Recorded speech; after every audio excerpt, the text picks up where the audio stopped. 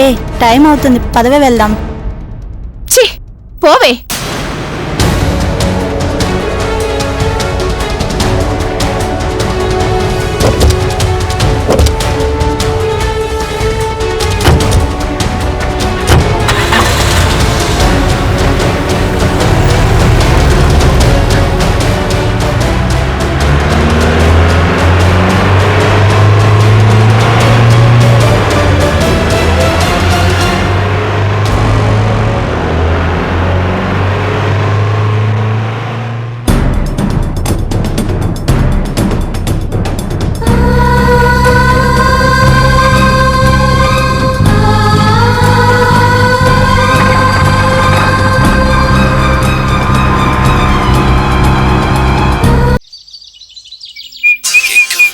It's time to party now, raving up in love. It's time to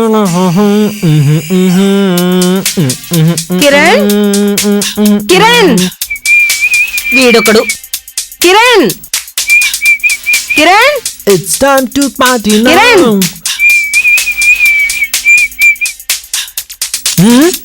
ఒకసారి కిందికి రారా.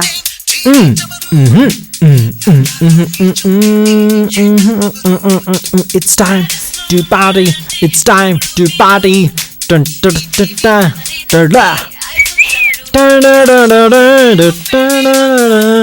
ఏం మమ్మీ? ఏంట్రా పగలు రాత్రి ఇదే పనా? ఓ టైం అంటూ లేదా? మమ్మీ బ్రేక్ఫాస్ట్ కి లంచ్ కి డిన్నర్ కి టైం ఉంటుంది కానీ మ్యూజిక్ కి డాన్స్ కి టైం ఉండదు mummy. Music is inspiration, music is creation, music is my world. సంతోషించాం గాని మీ నాన్నగారు బయలుదేరారని 10 నిమిషాల క్రితమే ఫోన్ చేసి చెప్పారు. అవునా? డాడీ వచ్చినట్టున్నారు. Coming daddy. డాడీ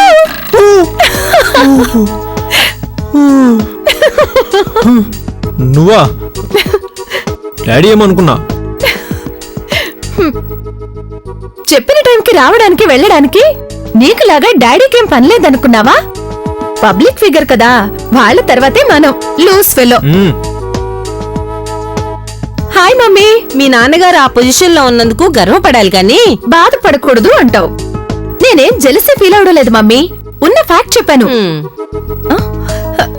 ఏంటి ఫీల్ అయ్యావా? ఉన్న విషయం చెప్పినందుకు నువ్వు ఫీల్ అయ్యావా? నువ్వు డాన్స్ ఎరగదీసావు, నీ ఫ్రెండ్స్ ఫోన్ల మీద ఫోన్లు చేసి చెప్తుంటే హ్యాపీగా ఫీల్ అవుదా మరి? మమ్మీ నువ్వు కానీ డాన్స్ చూస్తుంటే.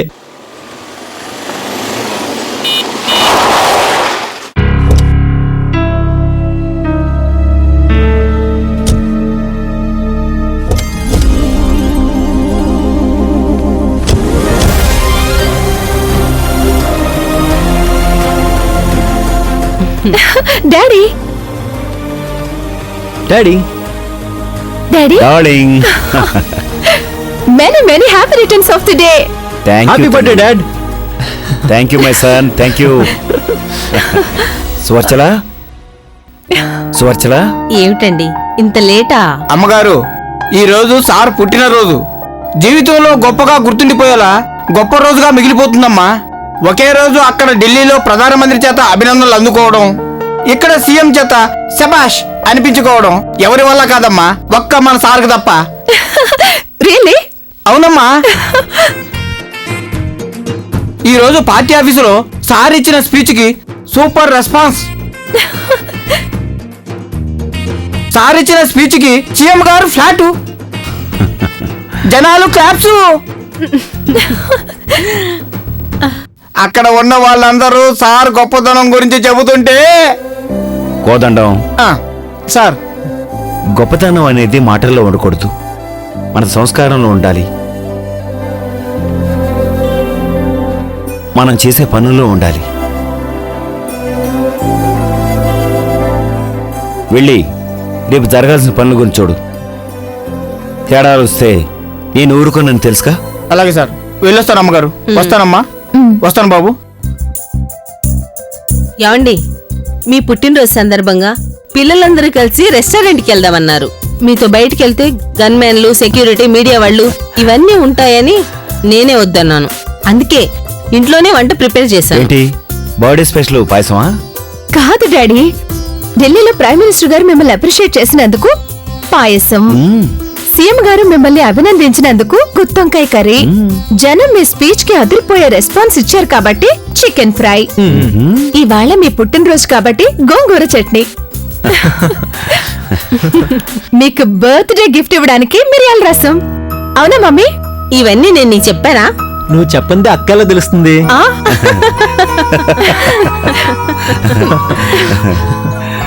నువ్వు మిస్ అయ్యావు డాడీ. ఈ రోజు అక్క పెర్ఫార్మెన్స్ కి సూపర్ రెస్పాన్స్, తెలుసా డాడీ? తెలుసురా.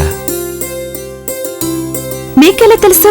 పార్టీ ఆఫీసులో కూర్చున్నా నియోజకవర్గంలో ఎక్కడ ఏం జరుగుతుందో తెలుసుకోవడమే మినిస్టర్గా నా పని. అలాంటిది ఇంట్లో వాళ్ళ యాక్టివిటీస్ గురించి ఆ మాత్రం తెలియకుండా ఎలా ఉంటుంది? మీరు నిజంగా గ్రేట్ డాడీ. డాడీ, మీ పర్మిషన్ లేకుండా.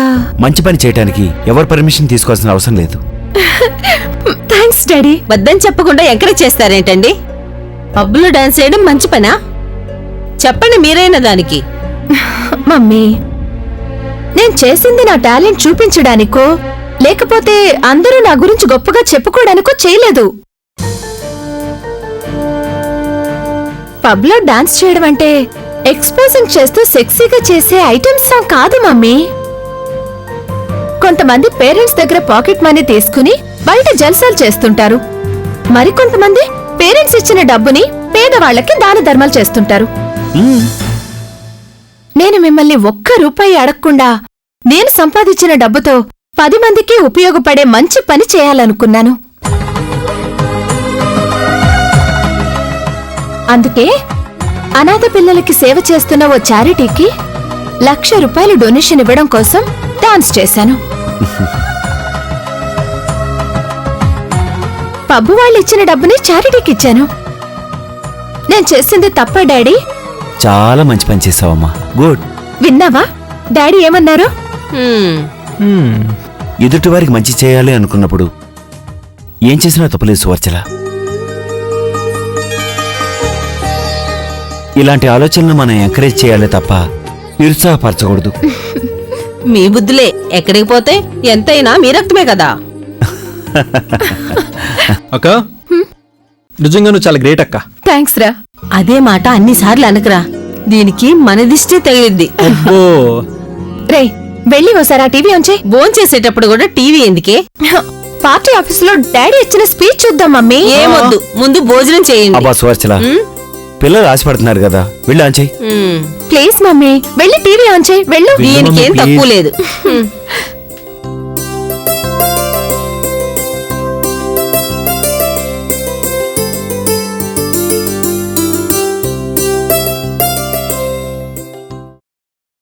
సాధారణంగా పోలీసులంటే జనం భయపడతారు. కానీ ఓ ఆడపిల్ల అవినీతి పోలీసుల్ని ప్రశ్నించడమే కాకుండా వాళ్ళని ఎదిరించినందుకు అన్ని వర్గాల ప్రజలు రిపోర్టర్ శైలజ సాహసాన్ని అభినందిస్తున్నారు.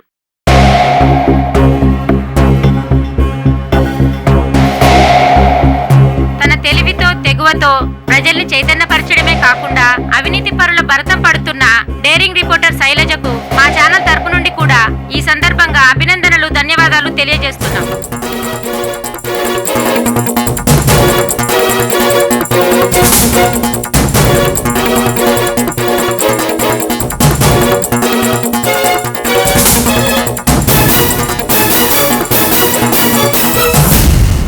అక్క, నువ్వే గ్రేట్ అనుకుంటే శైలక్ ఇంకా గ్రేట్ అక్క కదా.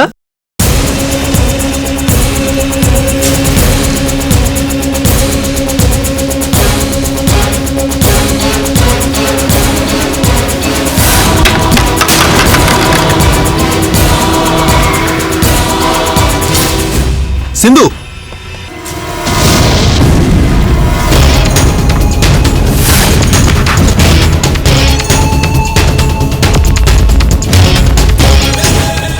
నీకు అక్కని నేను. అది కాదు.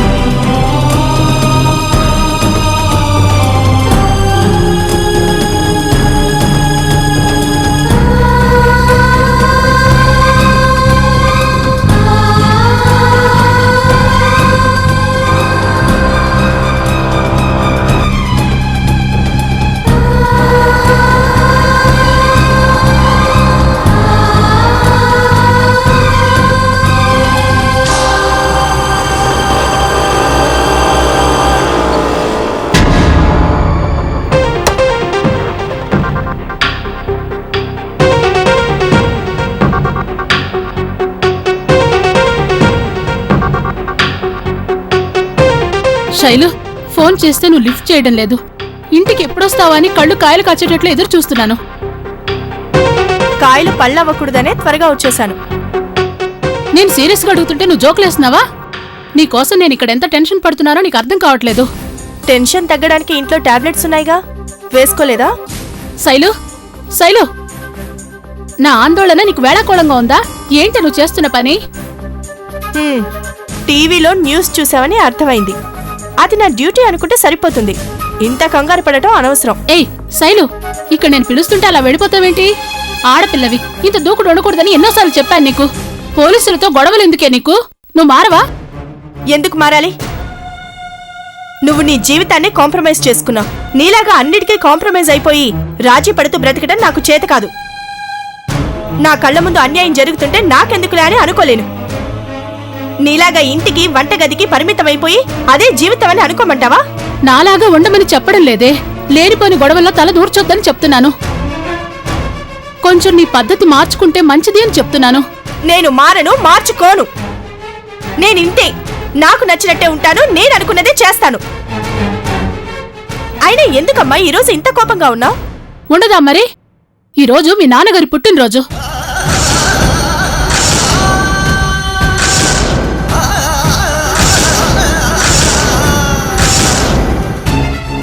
ఆయనకి కనీసం విషెస్ అయినా చెప్పావా?